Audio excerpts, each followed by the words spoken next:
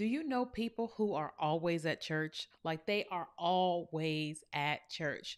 Now, I'm not against church. Obviously, this is the You, Me, and Jesus podcast.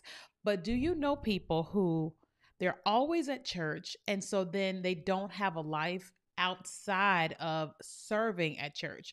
I'm not talking about revivals and things like that, but it's like they go to work and they serve at church. Welcome to another episode of the You, Me, and Jesus podcast, where we talk about all things you, me, and Jesus, because I love you, and we love Jesus together. So today we're having a conversation about, can you serve at church and have a life?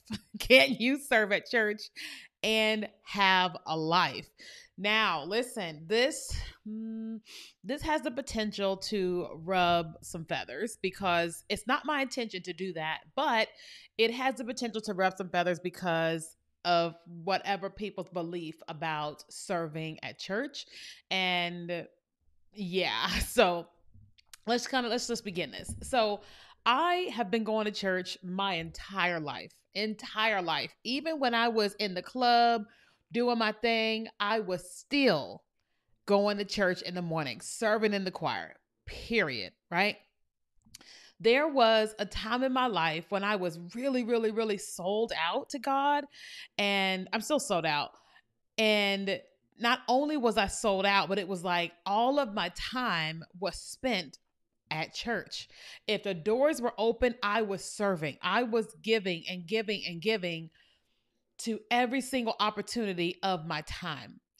And later in life, now in life, I am at this place where I have come to the conclusion that you don't have to serve at church and that's all that you do, that you don't have any free time to do anything. I don't think that's what we should be doing. And so I wanted to just kind of have just a little bit of a conversation about that. So we all know that if we're going to go to church, that we need people to be there, right? We need the praise and worship teams. So somebody's going to sing, somebody's going to play the instruments, somebody's going to run the lights, run the sound, all that. Somebody's going to open the doors, close the doors. The pastor's going to preach. There's going to be ushers. There's going to be all these different things, the production that goes on when you have a church. But no matter how big or small, there still is people that's needed.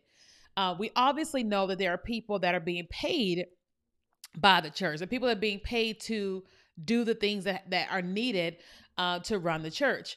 And then there are people who choose to volunteer their time and energy to the church, which I think is admirable. Most of my life, I always served at church. It's just what I did, right?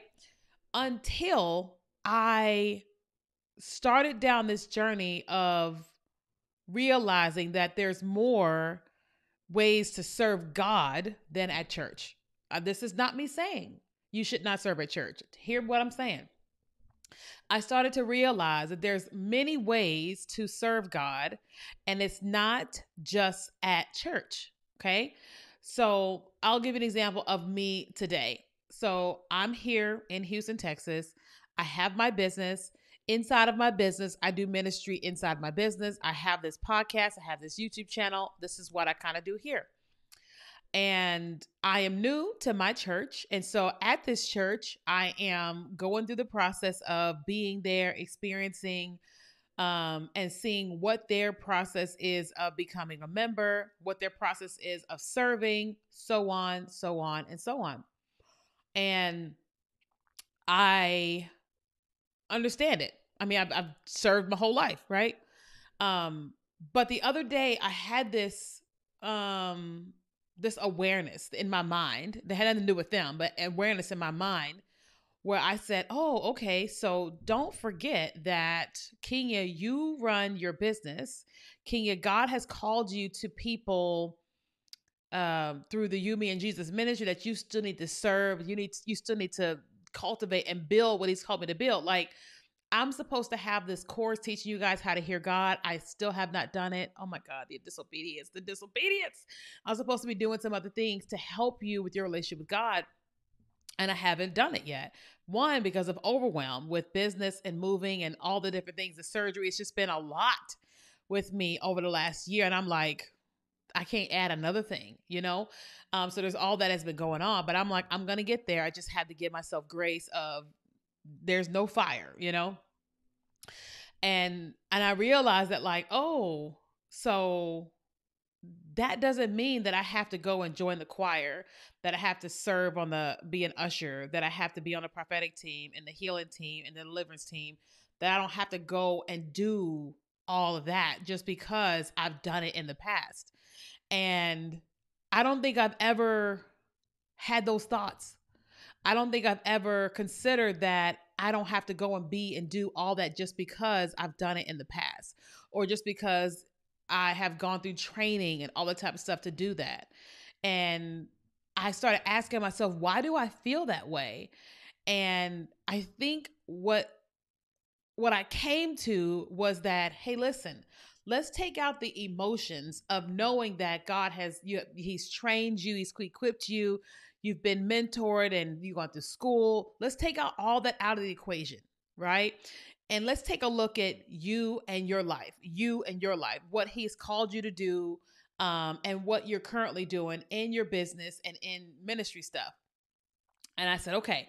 So I started looking at me and I was like, what time is available for you? And I was like, oh, there actually is not a lot of time for me because I'm on this journey right now of getting back to like working out like I normally would. Like, how do I describe it? So when you go through divorce, a lot of stuff happens to you that people don't even realize. Just so much happens to you. And I'm on this journey of like, okay, so we're rebooting, right? So some things have already rebooted, but other aspects is like, oh, I'm rebooting. So for example, one of the things I'm like, okay, I want to get back to my love for cooking. That means I have to have space to cook, right? Not just cook something, but like really cook, cut things and from scratch, all that. Then I'm like, okay, I really want to get into this whole skincare thing because I'm aging, right? And I'm like, I want to learn and try these things with skin. I want to learn these things with makeup. I want to do more things with my hair. I'm getting back into working out again and like renewing my mind and learning more about food, right? I'm here in this new place in Houston and I'm like, I want to decorate, finish unpacking all my boxes and organize it because things are not organized in my place right now. And I've just been kind of looking around going like, oh, everything is still really scattered. The house, me, all these things are still really scattered. And there is no rush to go and do all this stuff at church. There is me first, God and me first, and then there is church. And so I was like, okay. So I was just kind of processing that. And then I said, okay, but what happens once all that's together? And it's like, then you get a choice. Like you get the choice of if you're going to bring your gift into this church and serve. And you get to talk to God about that and let him talk to you about that. Then once you choose to bring the gift into the church, you get to choose how much time you're spending, right? So they have a brand new program, which is very exciting. It's an apostolic 12-week program where they're like really teaching and training you how to move in the apostolic, which is amazing, which is part of my calling. And I was like, yes. So I signed up for it, went to the first session. And in the first session, they were really laying out the requirements, the guidelines, and all the things. And I was sitting there like, and I started to feel guilty because I was like, I didn't want to spend all my time to do that. And I was like, well, God, I will if that's what you want me to. And when I got home, I was like, God, what are you saying? He was like, not right now. And I was like, oh, he goes, not right now. And I was like, well, why not? And he said, you've got too much on your plate right now. There's no rush. There's no fire. You don't need to do that right now. I want you to come and learn. I don't want you doing anything else right now. And that was probably like, I feel so loved even saying that right now. I felt so loved when I was hearing that because it was like, I felt guilty about not wanting to because I'm already overwhelmed with life. And him saying, yeah, we're not doing this in this season. We're not doing that. And I was like right now I just feel tears. I'm like, oh, that's great. I'm glad that we're on the same page. And I feel like today I wanted to share that because I want to give you an unconscious permission to not do all the things right now. I'm not saying step down from all this from church. It's not what I'm saying. I don't know. You and God, talk to God. But I want to give you this unconscious permission or conscious permission to like just stop doing all these things. Stop always being at church where you're neglecting yourself, you're neglecting your spouse, you're neglecting your family. That's not what God wants. That's just not what he wants. He wants us to be connected to him, connected to ourselves, to connect it to all the different things in our lives. And then we can also serve at church. You know, I will say I don't enjoy serving. No, no. Okay. My gifts, right? I like praying for people at church. I like laying hands on people and prophesying on people at church. But my main gifts of encouragement and empowerment and all that, I don't enjoy doing it at church. Why? Because church people are conditioned that God is going to do it. God is going to do it. I can pray and God's going to do it. But people that are not in church recognize I need to go to therapy. I need to see a psychologist. I might need some meds, right? I mean, I got some demons. I got to get something going on here, right? They recognize that there is work that they have to do, right? That in order for them to lose weight, that they, me included, that we have to eat right, we have to exercise, right? And I'm not saying church people like this. I'm church people. But oftentimes in church, there's a condition of I'm going to pray and God's going to take care of it. Listen, I have had a lot of demons. I have had a lot of stuff. And listen, most of the time, this stuff didn't just go just because somebody said whatever at church. I had to go through deliverance and I had to walk that thing out. I had to learn tools on how to be a different person and all of this stuff. And oftentimes in church, people aren't like as pliable because it's kind of like restricted religiously through the church walls. I love church. I love serving at church, but I do much better when I'm out, right? I do plan to be on the prayer team. I do plan to prophesy over people. Yes. But in addition to that, I recognize that I and we don't need to spend all of our time at church. We do not. You get to live a life.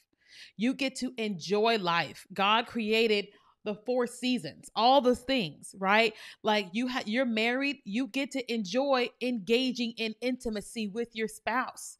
You get to enjoy going out and hanging out with them outside of church, right? Going on a trip, going on vacation. You get to enjoy movie nights at home with your kids, right? That has nothing to do with church, right? I'm talking about churches in the building. You know what I mean? And so I'm saying that because I already know that there are people that need the conscious permission to like that you don't have to do all that all the time. Okay? You don't have to be there all the time. You may feel like you need to. Somebody may be guilt tripping you that you need to be. You do not. You do not. You have a gift and a calling on your life outside of the church walls, and you get to explore that with God. And if God asks you to bring that into church, great. But that still don't mean you need to be there 24/7. Okay? I've got gifts, calling, and all that, and I will 100% serve at some point in time. But just like God told me, hey, not right now. Let's chill. Let's chill. Old school song, right? He's like, let's chill out.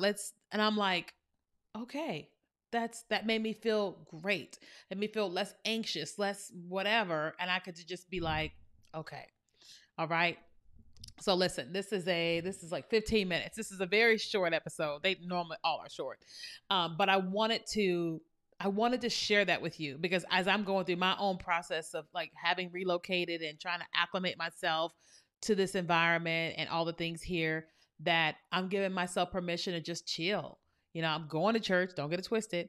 I'm still spending time with God. Don't get it twisted. But I'm just giving myself this permission to just be. Okay. So hope this was encouraging for you. Hope this helped you in some type of way. If it did, please let me know. I would love to know. So thank you so much for listening. and watching.